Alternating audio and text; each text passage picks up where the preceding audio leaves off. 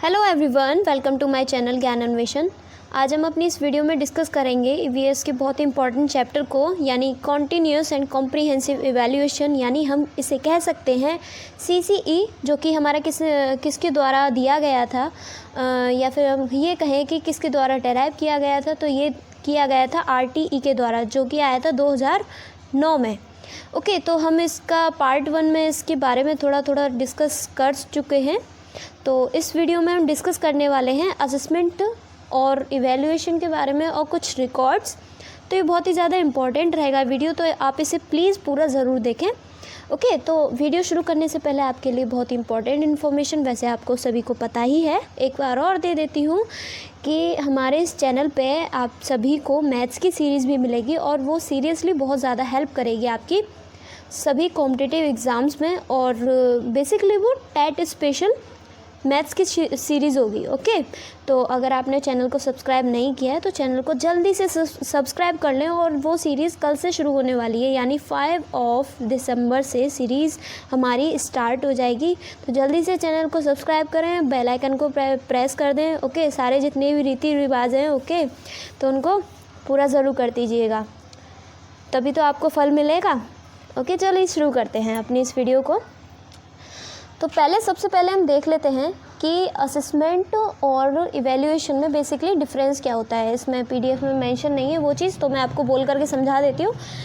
तो असेसमेंट का मतलब होता है, असेसमेंट को हम अगर देखें तो असेसमेंट का मतलब होता है आकलन, ठीक है, और इवैल्यूएशन का मतलब होता है मूल्यांकन। तो असेसमेंट जो है, अगर हम उसको देखें तो असेसमेंट क्या होता है, process of collecting and reviewing and using data for the purpose of improvement in the learning process. तो असेसमेंट बेसिकली जो है डेटा को कलेक्ट करना, ठीक है, लर्निंग के टाइम पे डेटा को कलेक्ट करना कि वो कितना सीख रहा है, ठीक है, कितनी लर्निंग हो रही है। तो बेसिकली उस डेटा को कलेक्ट करने के बाद में हम किस तरीके से लर्निंग में इम्प्रूवमेंट कर सकते हैं, तो वो क्या कहलाता है, असेसमेंट कहलाता है। ओके, और इवैल्यूएशन को अगर हम देखें, इवैल्यूएशन जो है वो होता है बिल्कुल एंड वाली प्रोसेस, मतलब जो एकदम हैंड ऑन जो रिकॉर्ड आता है कि भाई तुम्हारे 90% आए हैं, मतलब जो असेसमेंट करने के बाद में जो फाइनल रिजल्ट आएगा वो होगा इवैल्यूएशन। ओके, तो अगर हम ओवरऑल देखें तो असेसमेंट जो है इवैल्यूएशन का पार्ट होता है। ओके, तो अब इसमें एक और चीज़ आती है मेज़रमेंट। तो मेज़रमेंट बेसिकली जब हम किसी भी चीज़ को नंबर्स में मेज़र कर सकें, तो अगर हम एकेडमिक्स की बात करें तो हम किसी भी बच्चे की अचीवमेंट किस में, नंबर्स में ही तो देखते हैं, नंबर्स में या फिर ग्रेडिंग में। तो उसको हम कह देते हैं मेज़रमेंट, यानी उसके मैथ्स में आए 50 में से 40 मार्क्स, ठीक है, तो वो उसका क्या हो गया, मेज़रमेंट हो गया, हमने उसको नंबर के थ्रू मेज़र कर लिया, तो ये चीज़ हो गई मेज़रमेंट। तो अगर हम कंसीडर करें असेसमेंट, इवैल्यूएशन और मेज़रमेंट के, ठीक है, तो असेसमेंट और मेज़रमेंट जो हैं वो इवैल्यूएशन का पार्ट होते हैं। अगर हम देखें, एक इवैल्यूएशन मान लीजिए एक पूल है जिसमें असेसमेंट और मेज़रमेंट दोनों प्रोसेस आती हैं, जिससे जो रिज़ल्ट बनता है वो होता है इवैल्यूएशन। उम्मीद है आपको ये समझ में आ गया होगा। और कुछ इम्पॉर्टेंट जो है डिफरेंसेस होते हैं इसके बारे में, जैसे कि अगर हम देखें असेसमेंट को और इवैल्यूएशन को, ठीक है, तो बेसिकली असेसमेंट जो है वो डायग्नोस्टिक होता है नेचर में। अभी हमने देखा कि लर्निंग में इम्प्रूवमेंट करने के लिए आकलन किया जा रहा है, ठीक है, हम लर्निंग में किस तरीके से इम्प्रूव कर रहे हैं, हम उस बच्चे का आकलन करेंगे उस तरीके से। तो हम डायग्नोस करेंगे उसकी प्रॉब्लम्स को, वो क्या चीज़ सीख रहा है, क्या चीज़ नहीं सीख पा रहा है, और वो नहीं सीख पा रहा है तो हम उसे क्या देखेंगे कि हम उसकी रेमेडीज़ देखेंगे, ठीक है। तो ये चीज़ क्या कहलाती है, असेसमेंट कहलाती है। और इवैल्यूएशन होता है जजमेंटल इन नेचर, मतलब जो है एंड ऑफ द ईयर में जो मार्कशीट आपकी पकड़ाई जाती है, उसमें मान लीजिए किसी के 90% आए, तो उसमें वो 90% ही वैल्यूएबल होते हैं, ठीक है, इवैल्यूएशन में। मतलब उसी को देख करके जज किया जाता है कि बच्चे ने पूरी एकेडमिक्स में 90% अचीव किया। उससे कोई मतलब नहीं है कि उसकी लर्निंग किस तरीके से हुई, यानी हम कह सकते हैं उसका असेसमेंट किस तरीके से हुआ। आप समझ रहे हैं ना कि किस तरीके से पार्ट है इवैल्यूएशन का। तो assessment always diagnostic in nature and evaluation is always judgmental in nature। ये बेसिक डिफरेंस है इसका। और असेसमेंट जो है फॉर्मेटिव होता है और ये जो है एक प्रोसेस होती है। मतलब असेसमेंट क्या है, प्रोसेस है, ठीक है, प्रोसेस है किसकी, आकलन की। मतलब जो लर्निंग की एक प्रोसेस है जिसमें हम असेसमेंट करके आकलन करके बच्चे की लर्निंग जो मतलब जितना उसने अचीव किया है उसको हम आंकते हैं, ठीक है, और उसी के अकॉर्डिंग हम उसमें इम्प्रूव करते हैं। और ये कैसा होता है, फॉर्मेटिव होता है। फॉर्मेटिव मतलब हम उसके टाइम टू टाइम उसमें इम्प्रूवमेंट कर सकते हैं। जैसे फॉर्मेटिव टेस्ट होते हैं ना, मतलब मान लीजिए FA1 में किसी बच्चे के कम नंबर आए, ठीक है, तो इम्प्रूवमेंट करके उसके जो है सेकेंड फॉर्मेटिव असेसमेंट में ज़्यादा नंबर की कोशिश करी जाती है। और अगर हम बात करें इवैल्यूएशन की, तो इवैल्यूएशन जो है वो प्रोडक्ट ओरिएंटेड होता है और समेटिव होता है नेचर में। अगर हम इसको समझें तो प्रोडक्ट ओरिएंटेड मतलब जो भी पूरे साल में फॉर्मेटिव असेसमेंट करने के बाद में, मतलब सभी असेसमेंट करने के बाद में उसने ओवरऑल कितना अचीव किया है, ठीक है, यानी प्रोडक्ट क्या निकला। जैसे मार्कशीट जो आपको मिलती है वो प्रोडक्ट ही तो होती है, तो वो क्या होता है, समेटिव होता है, यानी समेटिव असेसमेंट होता है, ठीक है। तो इवैल्यूएशन हमेशा समेटिव होता है नेचर में, और जो है असेसमेंट होता है वो हमेशा फॉर्मेटिव होता है नेचर में, ठीक है। तो ये चीज़ आपकी क्लियर हो गई होगी। अब चलते हैं हम आगे, अब इसके कुछ एस्पेक्ट्स को देखते हैं, एस्पेक्ट्स ऑफ CCE। तो इसके 2 एस्पेक्ट्स होते हैं, फर्स्ट होता है स्कॉलेस्टिक और सेकंड होता है को स्कॉलेस्टिक। तो स्कॉलेस्टिक मतलब एकेडमिक्स यानी बुक वगैरह से रिलेटेड जितनी भी नॉलेज होती है उसको हम स्कॉलेस्टिक कह देते हैं। और को स्कॉलेस्टिक होता है जो बुक के अलावा जो को करिकुलर एक्टिविटीज़ होती हैं, जो हम एक्टिविटीज़ वगैरह करा करके बच्चों को लर्निंग कराते हैं, ठीक है, एकेडमिक्स के साथ में जो भी अदर जो लर्निंग चलती रहती है वो हो जाता है को स्कॉलेस्टिक एस्पेक्ट्स। तो अब देखते हैं इसमें स्कॉलेस्टिक असेसमेंट किस तरीके से होता है। बेसिकली जो स्कॉलेस्टिक असेसमेंट है वो 2 टाइप्स में डिवाइड किया जाता है। सबसे पहला है फॉर्मेटिव, ठीक है, और सेकंड होता है समेटिव। तो फॉर्मेटिव आपको पता ही होगा, साल में 2 बार समेटिव असेसमेंट होते हैं, ठीक है, SA1 एंड SA2, और जिसमें SA1 में 2 फॉर्मेटिव्स होते हैं यानी FA1, ठीक है, और FA2, और समेटिव असेसमेंट में यानी FA3 एंड FA4। तो इस तरीके से ये करिकुलम डिवाइडेड होता है। तो सबसे पहले मतलब जो 2 पार्ट्स हो गए इसके, यानी फॉर्मेटिव और समेटिव। तो फॉर्मेटिव असेसमेंट को अगर हम देखें तो क्या है ये कि the formative assessment consist of diagnostic testing.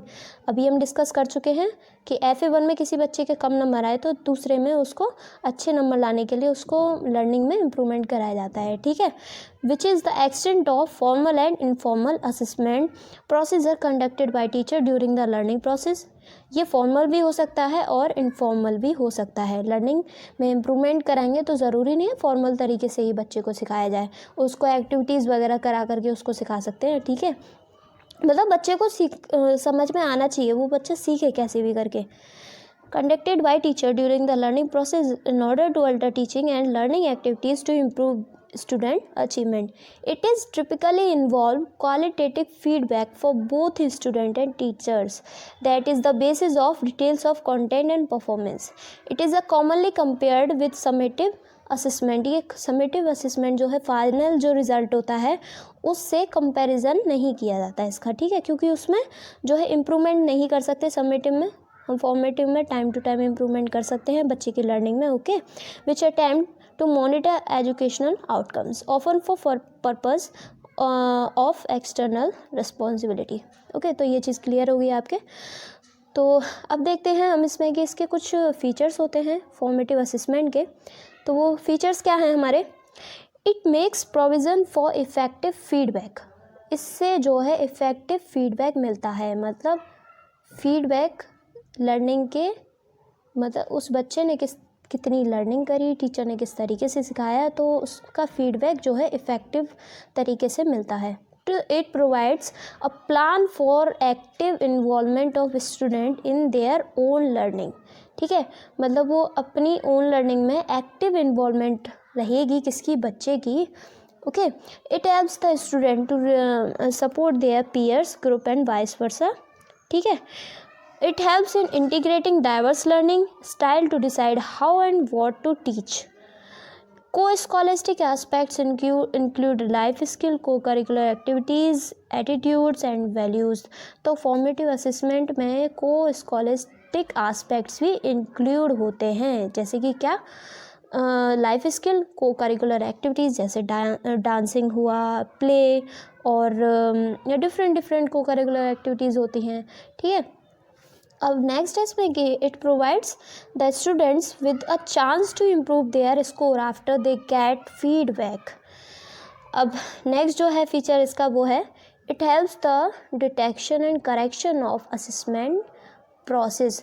यानी हम फॉर्मेटिव असेसमेंट में बच्चे को डायग्नोस कर सकते हैं, डिटेक्ट कर सकते हैं कि उसकी लर्निंग में किस किस जगह कमी आ रही है। ठीक है, और उसको हम करेक्ट कर सकते हैं, यानी हम उसकी रेमेडीज़ कर सकते हैं, उसको हम रेमेडियल टीचिंग करा सकते हैं। ठीक है, मतलब उपचारात्मक और निदानात्मक शिक्षण जो होता है वो समेटिव असेसमेंट के थ्रू किया जाता है। ठीक है, अब नेक्स्ट आता है इसमें summative assessment. Okay, summative assessment क्या है, साल के अंत में जो किया जाता है, जो कि फाइनल रिजल्ट्स देता है बच्चे की लर्निंग का। तो बेसिकली इसके कुछ फीचर्स हैं।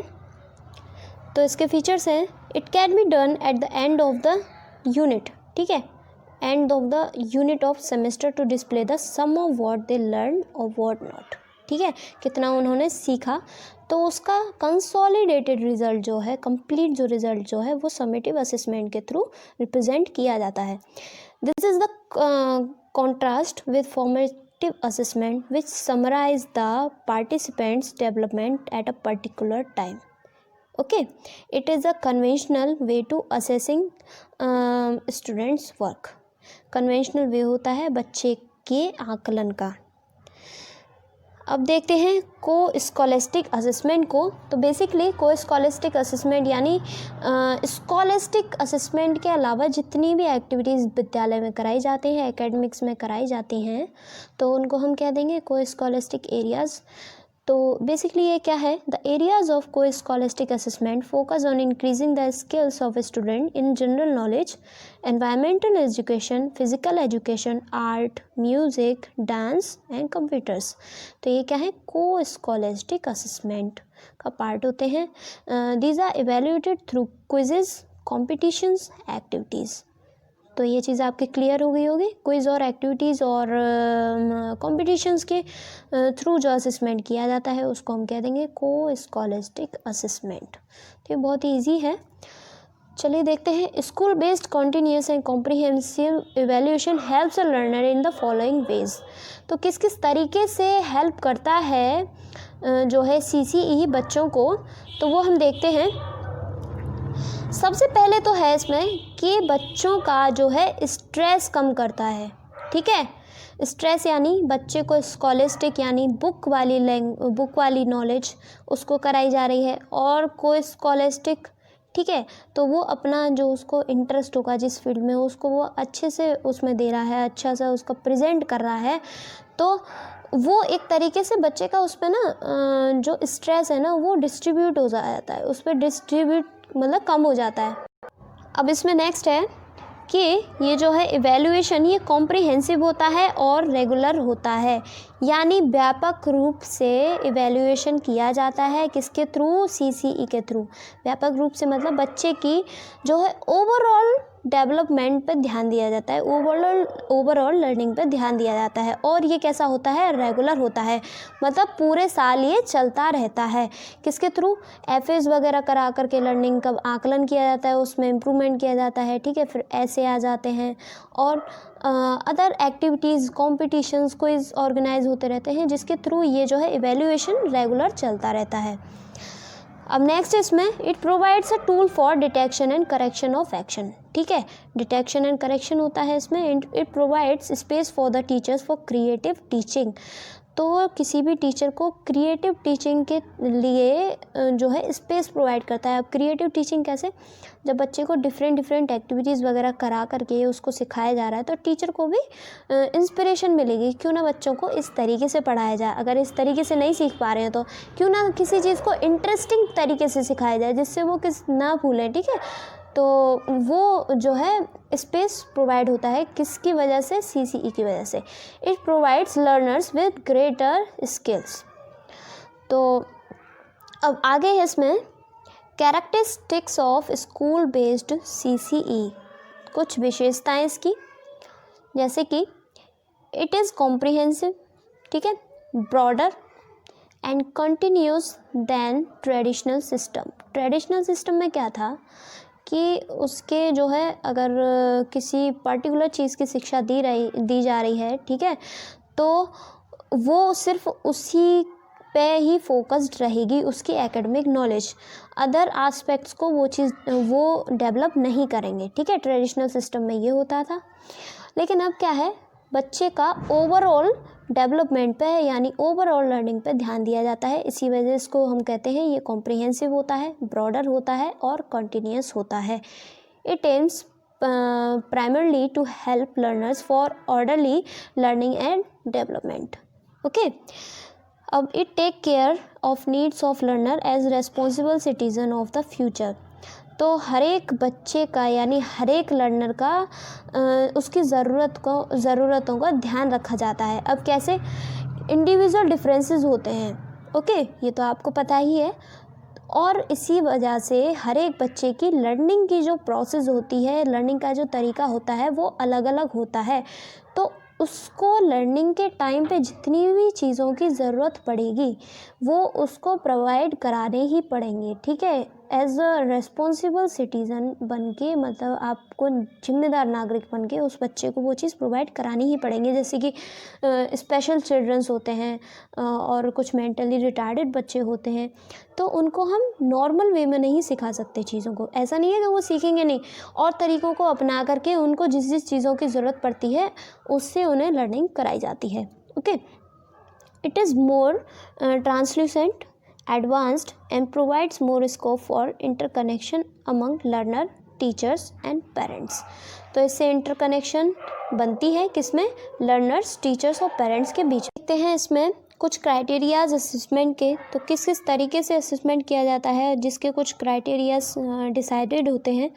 तो सबसे पहले आता है असेसमेंट ऑफ लर्निंग। तो सीरियसली ये जो टॉपिक है ना तीनों, assessment of learning, assessment for learning and assessment as learning, ये टॉपिक ऐसे हैं कि इनसे क्वेश्चन आता ही आता है, और ये बेसिकली ये ऊपर वाले जो दो टॉपिक हैं, assessment of and for learning, इनसे क्वेश्चन आता ही आता है, ओके। और कन्फ्यूज़न भी बहुत ज़्यादा रहती है। तो बेसिकली असेसमेंट ऑफ लर्निंग यानी अधिगम का आकलन यानी वो चीज़ बाद में हो रही है, ठीक है, कितना सीखा उसका फिर आकलन किया जा रहा है, तो ये क्या हो गया, अधिगम का आकलन, यानी आफ्टर द इंस्ट्रक्शन, ओके।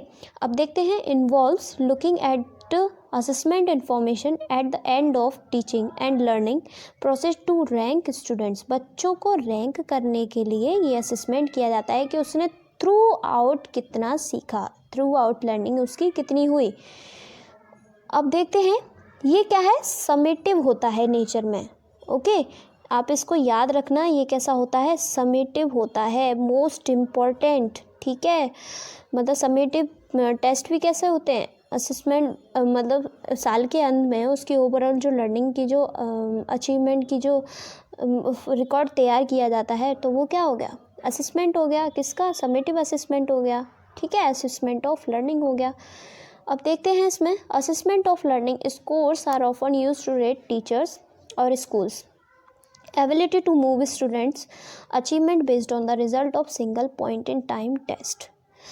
अब नेक्स्ट आता है असेसमेंट फॉर लर्निंग, यानी अधिगम के लिए आकलन के लिए, मतलब वो प्रोसेस जो है चल रही है, ठीक है, यानी लर्निंग वाली प्रोसेस जो है वो चल रही है, ठीक है, और उसके साथ ही साथ उसका आकलन भी किया जा रहा है, यानी ड्यूरिंग इंस्ट्रक्शन जो असेसमेंट होता है वो क्या हो गया, असेसमेंट फॉर लर्निंग। तो इसको हम देखते हैं, ये कैसा होता है, फॉर्मेटिव होता है, ठीक है, formative in nature, it is formative in nature, ठीक है। और अगर इसको देखें, assessment process throughout the teaching learning process to constantly adjust instructional strategy, मतलब उसको इंस्ट्रक्शनल स्ट्रेटजी को एडजस्ट कर रखने के लिए और उसमें जो भी इम्प्रूवमेंट्स लाने हैं किस किस तरीके से, तो उस चीज़ का जो है आकलन करना, ठीक है। While it can include test data, it also addresses other quantitative and even qualitative data, ठीक है। क्वांटिटेटिव मतलब छोटे मोटे टेस्ट कराना, क्विज़ेस कराना, ठीक है, फिर उनमें धीरे धीरे इम्प्रूव करना। अब क्वालिटेटिव मतलब डिफरेंट क्वालिटीज़ प्रोवाइड करके बच्चों को किस तरीके से लर्निंग प्रोवाइड कराई जा रही है, ठीक है। और ये क्वांटिटेटिव भी हो सकता है, क्वालिटेटिव भी हो सकता है, ओके। अब आगे आता है असेसमेंट एज लर्निंग। तो बेसिकली असेसमेंट एज लर्निंग मतलब स्वयं का आकलन जब करता है बच्चा, ठीक है, तो वो क्या हो गया, असेसमेंट एज लर्निंग। तो ये बहुत ही रेयर है, इससे क्वेश्चन जो है कम ही पूछा जाता है सीटेट वगैरह में, तो फिर भी एक बार जो है देख लेते हैं कि बेसिकली है क्या। अब इसमें क्या है कि students become aware of their own learning. तो जब बच्चा अपनी लर्निंग के प्रति अवेयर हो जाता है, जैसे मतलब कोई देख ले, बच्चा खुद सोचता है अरे भाई मैं तो ये तो कर ही नहीं पाया, ठीक है, चलो मैं अब करूँगा ऐसे, क्यों ना मैं इसे इस तरीके से करूँ, मतलब वो खुद पे फोकस करके, यानी खुद का आकलन करके वो असेस कर रहा है खुद को, ठीक है, यानी assessment as learning. A process where students are aware their own learning objectives, where they take responsibility for meeting those objectives, where teachers assess student in their individualized learning path.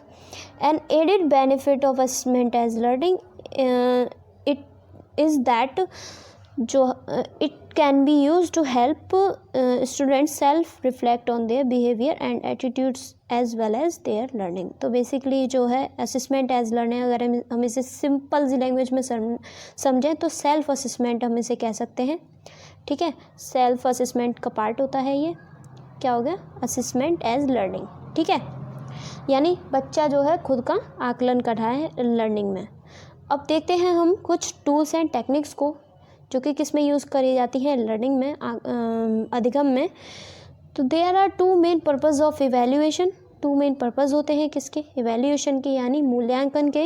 The first is to provide developmental feedback to the learner. Developmental feedback provide करना किसको, learner को, ठीक है। और दूसरा क्या, it is to qualitatively classify a learner on the basis of their learning outcome against a set of norms. अब देखते हैं कुछ असेसमेंट टूल्स को जो कि 2 टाइप्स में डिवाइड किए जाते हैं। तो सबसे पहला है स्टैंडर्डाइज्ड और सेकंड है नॉन स्टैंडर्डाइज्ड। तो स्टैंडर्डाइज्ड टेस्ट जो होते हैं, स्टैंडर्डाइज्ड टूल्स ऑफ असेसमेंट होते हैं, अगर हम इसको नॉर्मल सी सिंपल सी लैंग्वेज में देखें तो वो रिलायबल होते हैं, ठीक है, वैलिड होते हैं और क्वालिटी मतलब उनमें आप उन्हें देख करके ट्रस्ट कर सकते हैं, ठीक है, कि हाँ ये जो है किसी असेसमेंट का जो है पार्ट है, ठीक है। स्टैंडर्डाइज्ड टूल्स के थ्रू असेसमेंट किया गया है। तो हम जैसे कि अगर कोई भी चीज़ लेने जाते हैं तो उस पर अगर हम देखते हैं ना कि टेस्टेड और 5 ईयर वारंटी, इतने ईयर की वैलिडिटी है, ठीक है, तो हम उसको ख़रीद लेते हैं, यानी वो स्टैंडर्डाइज तरीके से वो जो असेस हो चुकी है चीज़। तो ये क्या हो गया, स्टैंडर्डाइज टूल्स ऑफ असेसमेंट कहलाते हैं। अब नेक्स्ट आता है नॉन स्टैंडर्डाइज टूल्स। तो मतलब कुछ फिगर आउट करके और जब असेसमेंट किया जाता है, मतलब एक तरीके से तुक्के से किसी चीज़ को रिप्रेजेंट किया जाता है लर्निंग को, ठीक है। तो वो किस में आ जाता है, non standardise tools of assessment में आ जाता है, ठीक है। अब इसमें क्या है, रेटिंग स्केल्स के थ्रू करते हैं या फिर ऑब्जर्व करके आपने कुछ किसी, जैसे कोई बच्चा एक्टिविटीज़ कर रहा है, आपने उसे किसी और तरीके से ऑब्ज़र्व किया, किसी और टीचर ने उसे किसी और तरीके से ऑब्ज़र्व किया, वो दोनों के एस्पेक्ट्स ऑफ रिप्रेजेंटेशन अलग हुए, तो क्या है, ये रिलायबल नहीं होगा, और ना ही वैलिड होगा। आप किस पे भरोसा करोगे कि ये सही बोल रहा है या ये सही बोल रहा है, ठीक है। तो ये क्या है, नॉन स्टैंडर्डाइज होते हैं और ये टेम्परेरी होते हैं, ठीक है। स्टैंडर्डाइज में वो चीज़ रिलायबल होती है, यानी हम उस पर ट्रस्ट कर सकते हैं, ठीक है। अब आगे है interview schedules, questionnaire, opinionnaire, checklist के थ्रू, इनके थ्रू जो है असेसमेंट किया जाता है। अब नेक्स्ट इसमें some of the tools and techniques of evaluation are, तो कुछ टेक्निक्स यूज़ करी जाती हैं किसमें, इवैल्यूएशन में। तो सबसे पहले आता है हमारा पोर्टफोलियो। तो इसमें जो सबसे पहले है वो है क्या, पोर्टफोलियो। तो पोर्टफोलियो बेसिकली किसी भी व्यक्ति के कोई भी रिक्रूटमेंट होता है या फिर एडमिशन होता है, तो उसके बारे में, उसके पास्ट से जितने भी इम्पोर्टेंट अचीवमेंट्स हैं, जो भी पॉजिटिव चीज़ें हैं, ठीक है, और मतलब उसने एकेडमिक्स में कितना अचीव किया, उसका लोगों के साथ में किस तरीके से बिहेवियर रहा है, तो उनको एक तरीके से फाइल की फॉर्म में, ठीक है, उसको रिप्रेजेंट करना, उसको कलेक्ट करना डेटा को, तो वो क्या कहलाता है, पोर्टफोलियो। अगर हम अपने प्रधानमंत्री जी की बात करें जैसे नरेंद्र मोदी, तो उनके बारे में अगर हम उनका पोर्टफोलियो देखेंगे तो उसका क्या है कि वो पहले क्या थे, एक मतलब एक स्टेशन में चाय वगैरह बेचते थे, ठीक है। तो एक पॉइंट ऑफ ये हो गया, फिर उन्हें RSS वालों ने उन्हें अडॉप्ट किया, ठीक है, सेकंड ये हो गया उनके बारे में। फिर उसके बाद धीरे धीरे वो जो है पॉलिटिक्स में आते गए, फिर CM बने, ठीक है, फिर क्या बन गए, PM बन गए। तो इस चीज़ का जो है पेपर पे जो रिप्रेजेंटेशन होगा ना, तो वो क्या कहलाएगा, पोर्टफोलियो कहलाएगा। तो ये किस अलग अलग तरीके से कर सकते हैं, इसको हम हार्ड कॉपी पे भी रिप्रेजेंट कर सकते हैं, इसको हम पेन ड्राइव या फिर कोई डॉक्यूमेंट वगैरह क्रिएट करके, तो ये अलग अलग तरीके होते हैं पोर्टफोलियो रिप्रेजेंट करने के। अब देखते हैं इसमें कि a student portfolio is a collection of academic work, okay, and other forms of educational proofs assembled for the purpose of evaluating coursework quality, learning progress, academic achievement, and determining whether students have met learning standards or other academic requirement for course and grade level। तो अच्छा, इसमें एक और important चीज़ है, सबसे important ये कि जिस चीज़ के लिए वो आगे सेलेक्ट किया जा रहा है, ठीक है, किसी पर्टिकुलर फील्ड से, तो उसी से रिलेटेड ही इम्पोर्टेंट चीज़ें उसके पास्ट से ली जाएंगी। ये नहीं है कि पूरा पोथी पत्रा उठाया, उसके बचपन की चीज़ें वो उठाई और सब लिख दी पेपर में कि भाई एक दिन ये एक बंदे को मार के भी आ गया था, ठीक है, ये चीज़ नहीं लिखी जाएंगी उसमें, ठीक है। मतलब उसी फील्ड से रिलेटेड उसने उस फील्ड में किस तरीके से प्रदर्शित किया है खुद को, तो वो क्या हो गया, पोर्टफोलियो हो गया। अब आगे है इसमें एनेक्डोटल रिकॉर्ड्स। एनेक्डोट मतलब जो एनेक्डोटल रिकॉर्ड्स होते हैं, किसी भी घटना को देखकर उसको जो है कम शब्दों में रिप्रेजेंट करना, ठीक है, यानी उसका रिकॉर्ड तैयार करना, तो ये क्या कहलाता है, एनेक्डोटल रिकॉर्ड्स। यानी an anecdotal records is an examination that is written like a short story, ठीक है। शॉर्ट स्टोरी के तौर पे किसी भी रिकॉर्ड को रिप्रेजेंट किया जाता है, मतलब कम शब्दों में ज़्यादा वाली बात। जैसे टीचर लिख देते हैं कि ना कि आज इसने इसके साथ झगड़ा कर लिया, ठीक है, तो उसमें कुछ पॉइंट्स को रिप्रेजेंट किया जाता है जिससे पूरी होल स्टोरी जो है समझ में आ जाती है। तो ये क्या कहलाता है, anecdotal record. And they are the explanation of occasion and are events. अब आगे आता है इसमें चेकलिस्ट। तो चेकलिस्ट बेसिकली जब हम किसी भी डेटा को, किसी भी रिकॉर्ड को यस और नो फॉर्मेट में रिप्रेजेंट करते हैं, तो वो क्या कहलाता है, चेकलिस्ट कहलाता है। यानी चेकलिस्ट टूल को हम यूज़ कर रहे हैं। जैसे कि अगर हम किसी बच्चे का डेटा रिप्रेजेंट करें, यानी किसी बच्चे पे कोई पर्टिकुलर बच्चा है, जैसे सोनम नाम की कोई लड़की है और उसका चेकलिस्ट तैयार करना है कि इस पे डांस आता है या नहीं, तो यस है तो यस, ठीक है, यस पे टिक लगा दिया, नहीं है तो नहीं, ठीक है, तो वो चीज़ रिप्रेजेंट करना है, ओके। अब चेकलिस्ट के थ्रू जो है अब हम इसमें देखते हैं, this is similar to a light switch, the light is either is on और ऑफ, ठीक है। तो ये जो है किसकी सिमिलर किसके तौर से हम इसे देख सकते हैं कि लाइट या तो ऑन होगी या फिर ऑफ होगी, ठीक है, दो ही तो प्रोबेबिलिटी होती है उसकी। तो या तो उस पर डांस आता होगा या फिर नहीं आता होगा। तो यस और नो फॉर्मेट में जो रिप्रेजेंटेशन की जाती है रिकॉर्ड्स की, तो वो क्या कहलाएगा? चेकलिस्ट कहलाएगा। They may be used in recording observation of an individual, a group और अ होल क्लास। अब नेक्स्ट इसमें रेटिंग स्केल। रेटिंग स्केल जब हम किसी भी बच्चे को उसको रेटिंग दे देते हैं, जैसे होता है कि 10 में से आप इसे कितनी रेटिंग देना चाहेंगे, 9, 8, 1, सबसे बेकार जो होता है उसको हम 1 दे देते हैं, ठीक है। तो उसके थ्रू जो रिकॉर्ड्स रिप्रेजेंट किए जाते हैं हम उसको कह देते हैं रेटिंग स्केल, यानी उस टूल का जो है यूज़ हो रहा है किसमें? असेसमेंट में, इवैल्यूएशन में। अब नेक्स्ट आता है असाइनमेंट। असाइनमेंट तो पता ही होगा, जो आउट ऑफ क्लास टाइम में जो भी बच्चे को काम कराया जाता है टीचर के एब्सेंस में या प्रेजेंस में, ठीक है। बेसिकली टीचर के एब्सेंस में जो वर्क कराया जाता है टॉपिक से रिलेटेड, तो उसको हम कह देते हैं असाइनमेंट। अब नेक्स्ट आता है इसमें observation.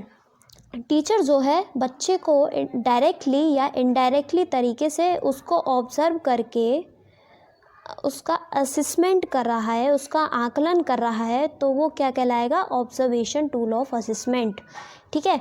In observation information about a child is collected in a natural setting in and outside the class with the help of observation, ठीक है। ओके, होप आपके समझ में आ गया होगा। अब आगे आता है क्वेश्चंस। क्वेश्चंस वगैरह पुटअप करके क्वेश्चन पुटअप करना, फिर उनका आंसर देगा बच्चा, ठीक है। और वो किस तरीके से आंसर दे रहा है, किस तरीके से अपने ओपिनियन को प्रेजेंट कर रहा है। और ज़रूरी नहीं होता कि हर एक बच्चे का एक ही पॉइंट ऑफ व्यू से आंसर आए, तो उन सभी एस्पेक्ट्स को देख करके जो है रिकॉर्ड तैयार करना, यानी असेसमेंट करना, फिर उसको इवैल्यूएशन में चेंज करना, ठीक है। तो ये क्या हो गया? एक अनदर टूल हो गया किसका? असेसमेंट का। अब लास्ट है इसमें डॉक्यूमेंट एनालिसिस। तो डॉक्यूमेंट एनालिसिस बेसिकली क्या है? It is a type of qualitative research in which documents are appraised by the analysed to evaluate an estimation theme. Okay, तो डॉक्यूमेंट्स की एनालिसिस करना, तो ये क्या कहलाएगा? Another tool of assessment. अब ये जो टूल्स हैं या फिर हम कहें जो टेक्निक्स होती हैं असेसमेंट की, इनके अलावा कुछ और असेसमेंट की टेक्निक्स होते हैं, जैसे कि सोशियोमेट्री और क्यूमुलेटिव रिकॉर्ड। अगर हम देखें क्यूमुलेटिव रिकॉर्ड को, यानी जो रिकॉर्ड जो है कंटिन्यूस जो चलता रहता है, उसको हम क्या कह देंगे? क्यूमुलेटिव रिकॉर्ड, यानी असेसमेंट जो है क्यूमुलेटिव वे में हो रहा है। ओके, अब नेक्स्ट होता है सोशियोमेट्री। तो बेसिकली वो सोसाइटी के साथ में या फिर अपने पीयर ग्रुप के साथ में किस तरीके से खुद को रिप्रेजेंट करता है, किस तरीके से बिहेव करता है, और उसको हम जो है रिकॉर्ड में कैसे रखेंगे, ठीक है। उसका किस तरीके से हम रिकॉर्ड करेंगे, तो वो हो गया सोशियोमेट्री। अगर हम इसे एग्जाम्पल की हेल्प से समझें, किसी बच्चे को अगर क्लास का मॉनिटर बनाना है, तो अगर हम क्लास में से कोई 4-5 बच्चे निकाल लें और बाकी बच्चों से कहते हैं कि भाई मॉनिटर्स के लिए वोटिंग करिए, ठीक है। तो उसमें जो हर एक बच्चा होगा उसका किस तरीके से अपने पीयर ग्रुप के साथ में जो बिहेवियर है वो किस तरीके से और लोगों के साथ रहता है, ठीक है। तो उसी बेसिस पे उसकी वोटिंग होगी। तो सोशियोमेट्री रिकॉर्ड्स उसको कहते हैं, जो कि अपने आसपास के साथ में वो किस तरीके से जो है बिहेव कर रहा है उसको रिकॉर्ड करना, यानी उसको रिकॉर्ड्स में लाना, यानी लिखना, ठीक है। तो ये कुछ हमारे टूल्स या फिर हम कह सकते हैं टेक्निक्स हैं किसकी? इवैल्यूएशन की। होप कि आपके समझ में आया होगा। और ये जो सीसी का जो सीरीज़ थी आपकी ख़त्म हो चुकी है। Okay, thank you for watching. मिलते हैं अपने नेक्स्ट वीडियो में। Good bye.